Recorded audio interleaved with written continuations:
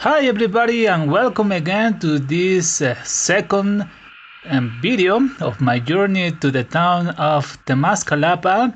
As you are witnessing, I am just trying to maintain a steady pace,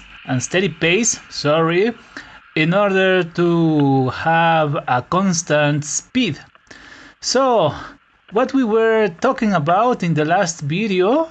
Oh, yes, well, we can see also a fellow cyclist that was at my right hand. Perhaps he was drinking some pulque, and I will give you a very, very briefly description about the pulque and what kind of beverage it is in some minutes. But let me continue speaking to you about how has changed the cycle marked here in Mexico. As I just mentioned, I don't remember quite well, but I mentioned in some video or something like that, that actually getting nice spare parts was a little bit difficult, at least when I started to be in this fabulous world of cycling. I remember that the only entry level group set that was available, at least for me, was Shimano Sora. At that time, in the 2002 or something like that, it was the only group set that was affordable for me. And well, let's say that right now we have Shimano Tourney and Shimano Claris that are even more affordable for us as cyclists here in Mexico and also in developing countries. Why not only in Mexico? And in some extent, that is a good,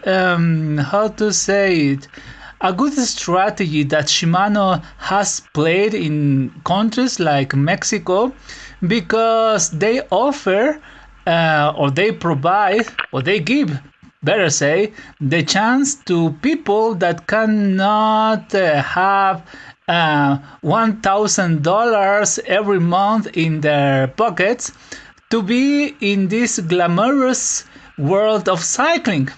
And through Shimano Tourney and Shimano Claris, and of course Shimano Sora, most people can have a nice ride. And here in Mexico, also some Chinese brands that perhaps are not quite common in America or in Europe are having their niche or their presence here in Mexico.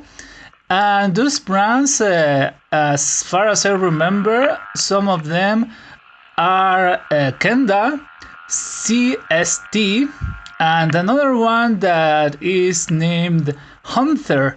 I don't know if you know these Chinese brands. They are more focused on tires because, well, also as far as I remember, the only kind of tires that were available for cyclists here in Mexico were provided by Benotto.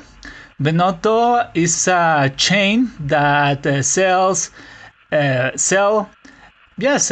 spare parts, and they only managed at that time Michelin and Vittoria. As far as I remember, what I'm remembering is something that happened almost 15 years ago.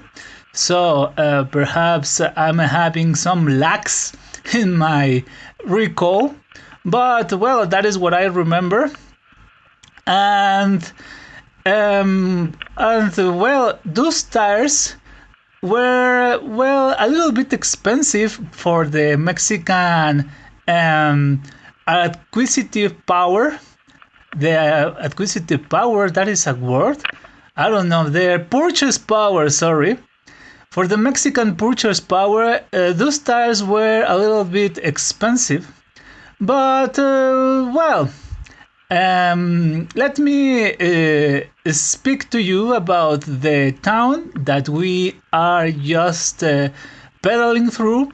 this town is named Santa Ana Tlachihualpa, and as you can see, some of the houses and business maintain their traditional facade, but some of them are also quite new. And also we can see that some of them maintain their walls made of stone, and that is quite of nice. This town, it is not a touristic place. It is something that perhaps nobody is going to visit from United States or from Europe, but at least you are watching it through this video. And right now we are in the center of this little town. At my right hand there is the church, and at my left hand there is the square in which most of the inhabitants of this place have their their meetings and their business. And also I made a little research about this place, and I found out that actually the original inhabitants of this place, perhaps that were settled here 1 century ago, had a lot of problems in trying to find resources, and the most important resources for them, it was water, because as you can see, or as I also explained in the last video, most of them are involved in agricultural activities, and this place needs a lot of water for maintaining their way of life. But right now this town has changed a lot. You can see that there are a lot of small business in the street. Some of them can be bakeries, tortillerias. A tortilleria is a place in which you can only find tortillas, and tortillas made of corn, of course. The kind of tortillas that are from Spain, and no, we don't have such things here.